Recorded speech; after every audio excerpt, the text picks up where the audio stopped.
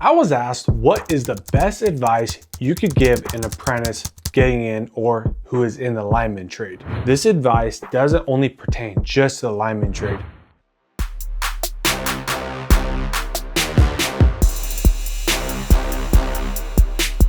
This advice really pertains to any trade, any apprentice going through any apprenticeship. There's many different pieces of advice that any journeyman or any master could give you. Here are my top 4 pieces of advice that I could give an apprentice starting out in any trade.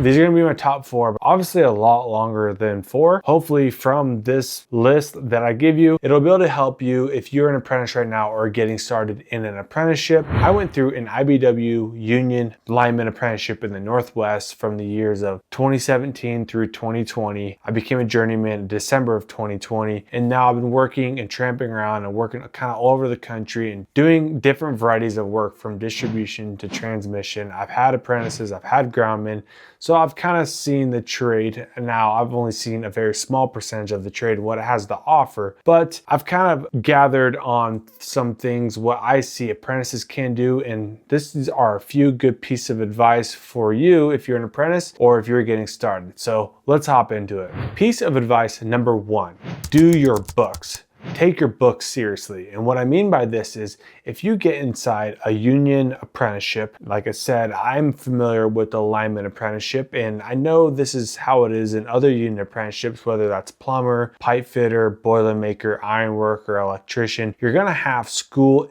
included within your apprenticeship. For the lineman apprenticeship, you're going to class every other weekend or 1 weekend a month or 1 week out of every 6 months or whatever the time period may be, but you're going to class, you're learning, there's tests, there's book work for you to do, there's homework that you have to turn in every week. What a lot of guys fail to realize is that the apprenticeship is it's on the job learning, it's on the job training, you're getting paid to learn, and that's the great thing about the apprenticeship. But it's come to the point where there's a lot of book work included inside of the apprenticeship now, because there's a lot of technical sides of most trades where you're may not learn inside of the trade at work, where there's so much to learn inside of a trade. The lineman trade, just for example, is massive, right? You're gonna have transmission, distribution, substation, overhead, underground, all the different pieces of equipment inside of electrical system. There's so much for you to learn. Rigging, transformer theory, electrical theory, the list goes on and on and on. In fact, there's actually this massive book right here. This is the Lineman and Cableman Guidebook, and this book is massive. And this is what you could expect to learn inside of a lineman apprenticeship. Granted, you aren't going to learn everything inside this book, but you're gonna learn a majority of what's inside this book. Yes, most of us get inside of an apprenticeship because we're not good at book work or we're not good in school. That's why we didn't go to college. Maybe we weren't A+ students in high school either. And that's perfectly fine. But you have to remember, you can be the best apprentice you can be out in the field working, getting your hands dirty. You might be the hardest working guy on the crew, but it doesn't matter because, well, it does matter. But it also matters is that you have to take your book work seriously. And if you don't take your book work seriously, you could fail your apprenticeship because you failed too many tests. And a lot of places, they do like a 3 strikes you're out. So they'll give you 2 chances, and the 3rd chance, if you miss the shot, if you fail a test again, you have to appear in front of the e-board or in front of the apprenticeship committee. And they're gonna ask you, why did you fail the test? So you have to take the book work seriously. That's my piece of advice, number 1, for any of you getting started in apprenticeship, or if you're just starting in one, or if you're an apprentice, is take your book work seriously. Piece of advice number 2 that I could give an apprentice is learn to say no and make your apprenticeship a priority. If you think about it, apprenticeships are usually 3 to 4 to 5 years, depending on what apprenticeship you go through, what trade you're getting into. That 3 to 5 years is going to define a career for you. So like for me, getting into the lineman apprenticeship at a young age and become a journeyman at a young age, you could say, oh, he has a career set out for him. And I do. I became a journeyman lineman at 23 years old. Making your apprenticeship a priority so you become a journeyman is very important. Learning to say no when family members or friends are like, let's go out this weekend, let's go party, or whether that's on a weekday or a weekend, but you have class or you have homework you need to get done or you have a test you need to study for. You got to be able to make the apprenticeship a priority. I tell apprentices, this is the number one thing going on in your life as far as a professional career goes. Now, of course, you might have family stuff going on, maybe your wife, you have kids, and I'm not saying that stuff, I'm not saying your apprenticeship is more important than that stuff, but I'm just saying you have to learn to be able to make your apprenticeship a priority.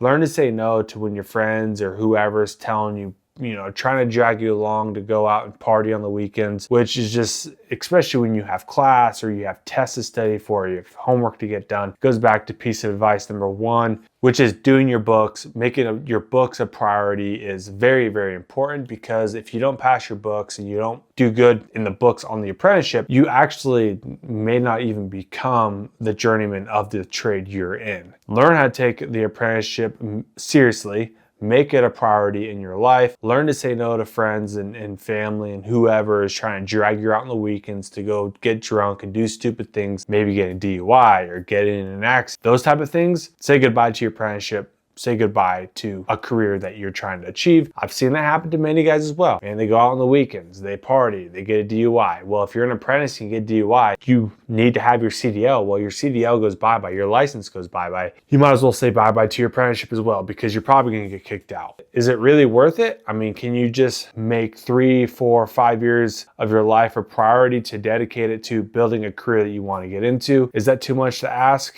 I mean, you have to ask yourself that, look yourself in the mirror, and just say, is this something that I want to make a priority? Because if it is, then you need to make it a priority. So that's my piece of advice number 2. Piece of advice number 3, apologies. Quit saying sorry. Quit apologizing for messing up. I learned this very, very, very, very early in my apprenticeship, maybe 2-3 months in. I used to be a very apologetic person, always apologizing and saying sorry for the most inconvenient little minute things. And I screwed up, not like big time to a point where like someone got hurt and it was my fault. It was just literally something as simple as dropping a tool from up in the air and it landed on the ground. And I was like, oh crap, sorry. And I was being very apologetic, and my lineman in the air was like, dude, you got to quit saying sorry. Don't be sorry. Just be better. And I always refer to that quote. I've referred to it in many other videos. Don't be sorry, just be better. Bro, don't apologize to me like your sorry does nothing for me. And a great way to look at this is, if you're working on live power lines and you touch something wrong and it kills you, how are you gonna apologize when you're dead? Just don't be apologetic. You just got to be better. Now, if you say sorry one time, like, oh crap, sorry for doing that, like, okay, man, I understand. But if you're very apologetic all the time, like multiple times throughout the day, you're saying sorry, apologizing, and doing this and that, it shows me that you're just not really trying. It's easier for you just to ask for forgiveness than just be a better apprentice, essentially. So my piece of advice number 3 is quit apologizing, quit saying sorry. Don't be sorry, just be better. Piece of advice number 4, as an apprentice, living below your means. I've seen this quite a bit throughout an apprenticeship with a lot of apprentices.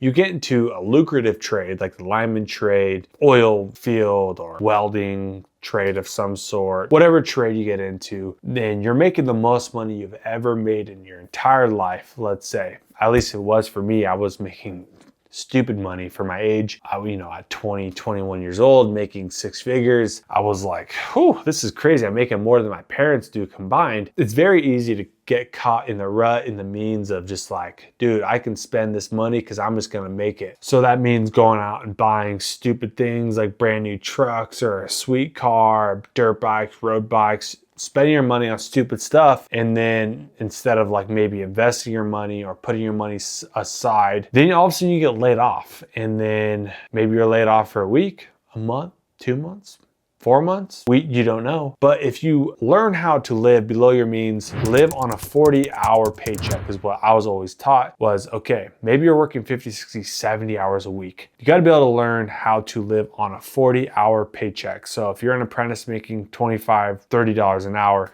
do the math, 3 times 4 is 12. So let's say you make $1,200 a week is on a 40-hour week. Roughly, that's before taxes, learn how to live on, let's say, $1,000 a week. And now that's $4,000 a month. Can you live off that? And I tell guys, if you can live off that, that's what you should try to do. And everything outside of a 40-hour week, you should try to set that money aside, put it into an index fund or a treasury, the S&P 500, or save it, just put it in a separate bank account. Just try to live below your means. And now, of course, apprentices, they like to have the cool, fancy, flashy things, the new truck, the new boat, the new motorcycle, all these things. And I'm not telling you not to buy those things. That's like literally one of the things I bought 6 months into my apprenticeship was a newer truck, because I've never made that kind of money before. I was like, this is cool, man. I can kind of buy whatever I want. My bank account's growing like crazy. But now that I've gotten, 7-8 years into the industry, into the trade, and I've worked with linemen and apprentices, and they're complaining about being broke, and they have loans and credit card debts and all this and that, and now all of a sudden they get laid off. They're like, crap, what am I gonna do? Well, if you just learn to live below your means, then that shouldn't be such an issue. So if you do get a layoff, you can survive to live off unemployment, but unemployment might be only $300 a week or $200 a week. But if you learn to know how to live off a smaller little income, then when that happens, you should be fine. So my advice number 4 for you, if you're an apprentice, is to learn how to live below your means. I asked my apprentice, hey man, what is one piece of advice that you would give an apprentice? And this is his exact answer. Don't be a bitch.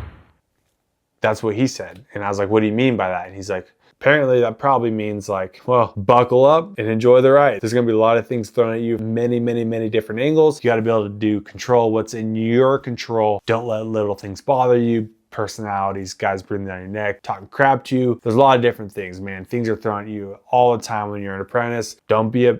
And that was my apprentice's piece of advice to any other apprentice. Those are my 4 pieces of advice for you if you're an apprentice or getting into an apprenticeship or want to become an apprentice. This list goes on and on and on and on, but those are my top 4. Hey, if you're a journeyman and you're watching this video, or you're an apprentice right now, what piece of advice would you give an apprentice right now that would help them become a better apprentice or help them be more successful, more comfortable in their apprenticeship? Hopefully you can learn from this video. With Blue Collar EDU, I'm here to expose, teach, educate you about blue collar career opportunities and things that'll help you get started in a skilled trade. And with that being said, I'll catch you on the next one.